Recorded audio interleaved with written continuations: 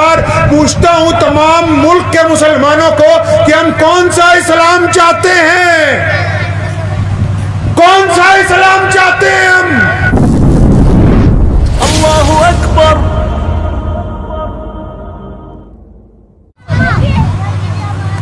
इनको इतना पता है कि नीयत अगर छाती पे बांध ली तो मकरू हो जाएगी, नाक पे बांधी तो सही हो जाएगी। ये इतना बड़ा पूरी कायनात में जो इंपायर मोहम्मद रसूलुल्लाह ने खड़ा किया, जिसके लिए दुनिया की तमाम हुकूमतें पहले दिन से मुखालिफ हैं। आज भी दुनिया की बड़ी बड़ी हुकूमतें अहले इस्लाम की मुखालिफ हैं, और इनको यही नहीं पता कि ये दीन चाहता क्या है लोगों से, ये दीन का मकसद क्या है, मदरसा क्यों बनाया, मस्जिद क्यों बनाते हैं, हम मुसलमान क्यों हैं, सोने नबी सल्लल्लाहु अलैहि वसल्लम हमसे क्या चाहते हैं।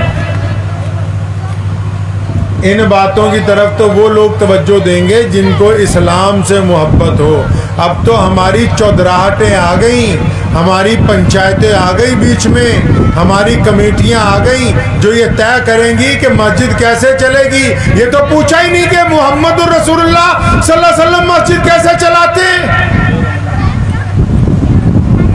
ये तो बेनमाजी तय करेंगे आज कि मेंबर पर बैठ के मौलवी क्या बात करेगा क्या नहीं तय करेगा।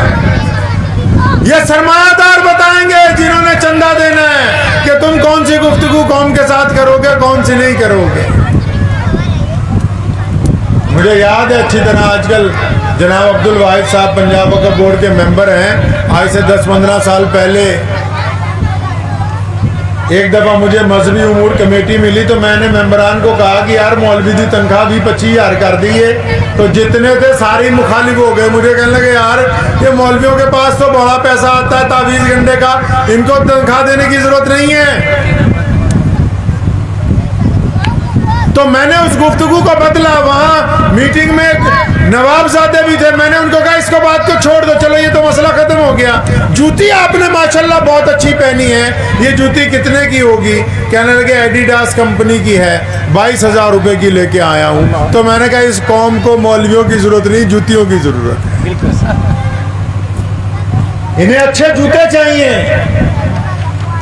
इन्हें वो इमाम की जरूरत नहीं है जो अल्लाह उसके रसूल सल्लल्लाहु अलैहि वसल्लम की वो बातें बता दे जो दुनिया से छुपा दी गई। वो गुफ्तगू हो जाए जिसकी अब जरूरत है, मरीज की स्कैनिंग होके उसको वो दवाई मिल जाए जो दवाई उसको चाहिए।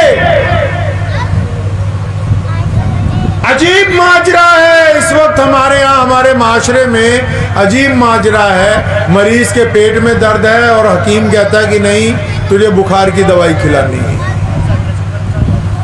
मतलब इनको मर्ज लगा हुआ है बुज़दिली का, मर्ज लगा हुआ है निफाक का, मर्ज लगा हुआ है जिल्लत का, इनको मर्ज लगा हुआ है आपस में तफरकेबाजी का। लेकिन मैंने इनको नमाज के ही फजाइल बताने, मैं तो इनको सिर्फ ज़कात के फजाइल बताऊंगा। मैं तो इनको ये बताऊंगा कौन सी तस्बीह कितनी बार पढ़ो तो तुम्हारे कितनी नेकियां तुम्हारे पल्ले में पड़ जाएगी। और लेकिन इनको मर्ज इस वक्त ये नहीं लगा हुआ, जो मर्ज इनको लगा उस मर्ज की बात क्यों नहीं करते। ये आपस में ना इत्तेफाक करते, ये इनका मर्ज है। ये एक दूसरे का गिरेबान पकड़ने के लिए तैयार बैठे, ये इनका मर्ज लगा है, ये इनको रोग लगा है बरादरीवाद का। ये एक दूसरे को बर्दाश्त नहीं करते, इनकी छातियों के अंदर बुग़्ज़ भरा हुआ है। ये माँ बाप का एहतराम नहीं करते, तुम इनके साथ नमाज की बात करते हो।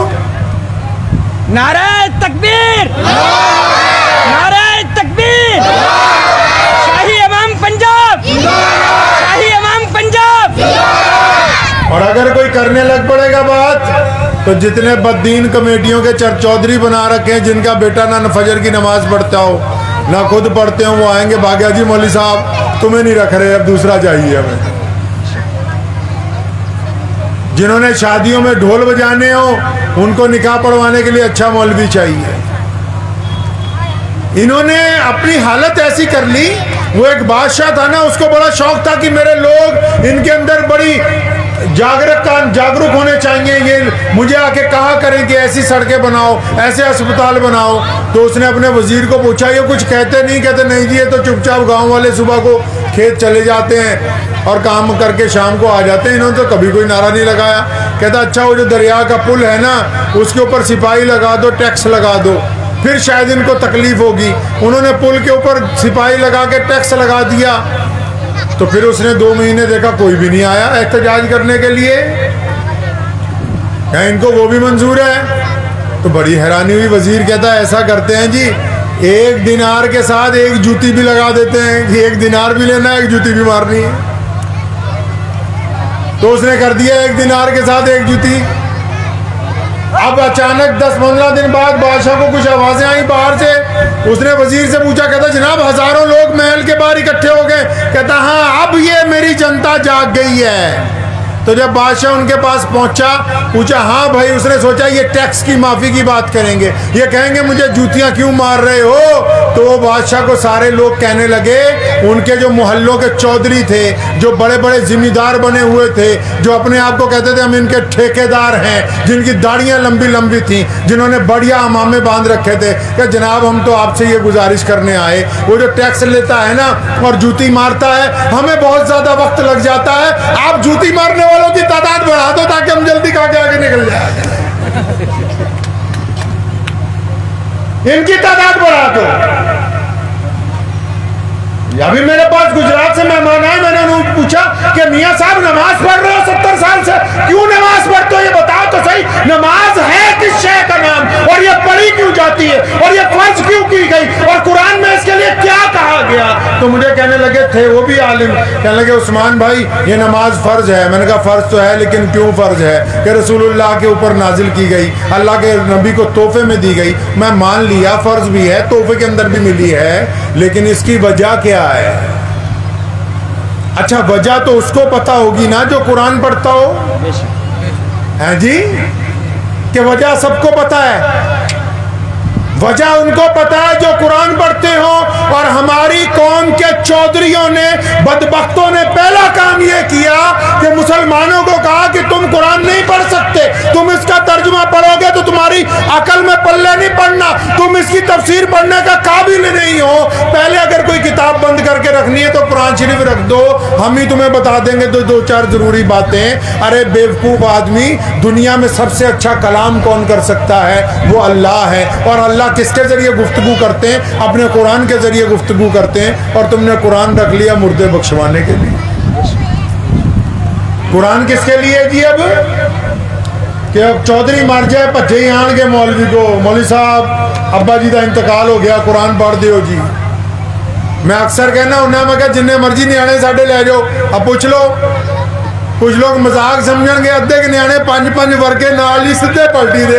असी की लाना चौधरी जन्नत च जावे, जन्नत च जावे, सानू कोई मुर्गा खवाओ, अल्लाह अल्लाह खैर सल्ला। ये तो बेवकूफी है ना, जिसकी अपनी औलाद अपने बाप के लिए कुरान पढ़ के दुआ ना करती हो, हम बिरयानी खा के उसके लिए दुआ करते हैं। ये कितनी बड़ी गलतफहमी में जी रहे हैं ये लोग। 2022 लोग चांद पर पहुंच रहे हैं। साइंसदान सोचते हैं किसी तरह सूरज के ऊपर लैंडिंग हो जाए। ये कहते हैं कि नहीं जी, अगर मैं बीमार हूं तो मेरे भाई को टीका लगा दो। नहीं, बाप तुम्हारा मरा है, माँ तुम्हारी मरी है, तो कुरान पहले तुम्हें पढ़ के बख्शवाना होगा। ये तो बात को दिल के बहलाने को गालिब ये ख्याल अच्छा है। मैं बात नमाज की कर रहा था। मैंने बथेरों को पूछा, मैं कहा मियां नमाज क्यों पढ़ते हो? क्या बात है नमाज के? टेंट लगाया है। आप टेंट वाले के पास जाए, मौलाना ज़कीउल्लाह साहब गए हो या मुफ्ती साहब यहाँ के, कि जी टेंट लगाना है, उन्हें पहला पूछा ना क्यों लगाना है। पहला लफ्ज क्या होगा उसका? क्यों लगाना है। किसी का इंतकाल हो गया, ताज़ियत का जलसा करना है। किसी की शादी है तो शादी के हिसाब का लगा देते हैं। कोई कैंप लगाना है, दवाइयाँ बांटनी है तो उस हिसाब का इंतजाम कर देते हैं। जलसा करना है तो उस हिसाब का कर देते हैं। वो पहली लफ्ज क्या पूछता है जी आपसे? क्यों लगाना है। अच्छा, कुरान ने हर क्यों का जवाब दिया। जिस किताब को हमने बंद किया, जिसको बंद करने के बाद आज हम दर दर की ठोकरें खा रहे हैं, उसने हर क्यों का जवाब दिया। अब इतने लोग नमाज पढ़ते हैं, इनसे पूछो नमाज क्यों पढ़ रहे हैं? क्यों पढ़ रहे हैं जी नमाज? कि फर्ज है। फर्ज क्यों है? रसूलुल्लाह सल्लल्लाहु अलैहि वसल्लम ने हुक्म दिया इसलिए फर्ज है, कुरान में आयत नाजिल हुई। तो आयत कहती क्या है? वो आयत कहती क्या है? क्यों फर्ज कर दी इतनी बड़ी 5 वक्त की नमाजें? वो बात क्या है? वजह तो बताओ। मौलवी तो कहते हैं सारी दुनिया के लोग इकट्ठे अल्लाह के आगे सजदा करते तो खुदा की खुदाई में एक रत्ती का इजाफा नहीं कर सकते, और पूरी दुनिया के लोग एक वक्त इनकार करते हैं कि हम अल्लाह को नहीं मानते, हम खुदा को नहीं मानते, तो खुदा की खुदाई में एक रत्ती की कमी नहीं। और फिर करती क्यों? नमाज क्यों फर्ज है भाई? अगर आप कुरान पढ़ेंगे, वही कुरान जिसको आपने अच्छे रेशमी रुमाल के गिलाफ बना के सजा के घर के अंदर रखा है, वो कुरान जो सिर्फ दुकान में बरकत के लिए पढ़वाने के लिए बच्चे बुलाए जाते हैं। देखो इन बेवकूफ़ों का हाल, खुद फजर नहीं पढ़नी, मसीते आ जाना, न्याणे भेज दो 10 कुरान पढ़ने। मैं तो हैरान हूं ना। भी देखो कैसे ऐसे ऐसे तो गधा भी नहीं होता जो दलत्ती मारता है, वो भी नहीं होता ऐसा। आप कहां से कहां पहुंचे? आप कहां थे, कहां से कहां आ गए? मैं तो हैरान हूं बिल्कुल इस बात के ऊपर। आप लोगों को इसलिए मैं ये सारी बातें इसलिए कर रहा हूं, और बथेरी दुनिया साथ में सुन रही है। मैं बार बार पूछता हूं तमाम मुल्क के मुसलमानों को कि हम कौन सा इस्लाम चाहते हैं, कौन सा इस्लाम चाहते हैं हम? अगर हमें यही पता नहीं मोहम्मद रसूलुल्लाह ने ये दीन क्यों कायम किया, रसूलुल्लाह सल्लल्लाहु अलैहि वसल्लम के लिए नमाज की फर्जियत क्यों हुई, मस्जिद क्यों बनाई जाती है, मदरसा क्यों बनाया जाता है, हमने कलमा ला इलाहा इल्लल्लाह मोहम्मद रसूलुल्लाह पढ़ा है, अगर हमें यही पता नहीं तो फिर हम कर क्या रहे हैं? कुरान खोलें। अल्लाह ने फरमाया ए सोने रसूल 5 नमाजा फर्ज करतियां। कितनियां? 5 फर्ज करतियां। पूछा ये हक की गल क्यों फर्ज करतियां? अल्लाह फरमाते हैं कि मैंने 5 नमाजें इसलिए फर्ज की हैं ताकि तुम मुत्तकी बंदे बन जाओ। मतलब नमाज क्यों? इबादत के लिए नहीं। मुत्तकी किसको कहते हैं? अच्छे आदमी को। पता ये लगा नमाज क्यों पढ़ानी है? ताकि आप अच्छे बन जाएं। अच्छा आप किसको कहते हो जी? जिसके कपड़े अच्छे हो, दाढ़ी अच्छी हो, टोपी अच्छी हो, जो बोलता अच्छा हो। अच्छा वो नहीं होता। मैं मानता हूं तुम्हारा मसला ये कहता है कि अगर वजू सही नहीं है तो नमाज पूरी नहीं होगी, तो उस मसले के साथ लिखा हुआ ये भी पढ़ लो कि अगर कोई बंदा माँ बाप को गाली दे के नमाज पढ़ने के लिए आता है तो उसकी भी नमाज नहीं नारे तकबीर, नारे तकबीर, शाही इमाम पंजाब, शाही इमाम पंजाब। नमाज शुरू कहां से की? अल्लाह ने चाहा मेरे बंदे अच्छे बनेंगे। रसूलुल्लाह ने कहा नमाज फर्क है ईमान वाले में और गैर ईमान वाले में। नमाज फर्क है गुनहगार में और पाकीज़ा में। अब ये नमाज पढ़ें और ठगी मारें, नमाज पढ़ें और लोगों का दिल दुखाएं, नमाज पढ़ें और बेईमानी करें, नमाज पढ़ें अपने इमाम से लड़ें, नमाज पढ़ें मस्जिद में आने वालों को ताना दें, नमाज पढ़ें अपनी बीवी की बेइज्जती करें, नमाज पढ़ें मोहल्ले में फिरका फिरका ठोक लें। तो इन गधों को किसने कहा कि इनकी नमाज हो रही है? इनको तो ये पता ही नहीं कि नमाज पढ़ी क्यों जाती है। मुझे उम्मीद है कि आपको ये वीडियो पसंद आई होगी। अगर पसंद आई हो तो ये आप अपने दोस्तों के साथ शेयर करें और इस चैनल को सब्सक्राइब जरूर करें।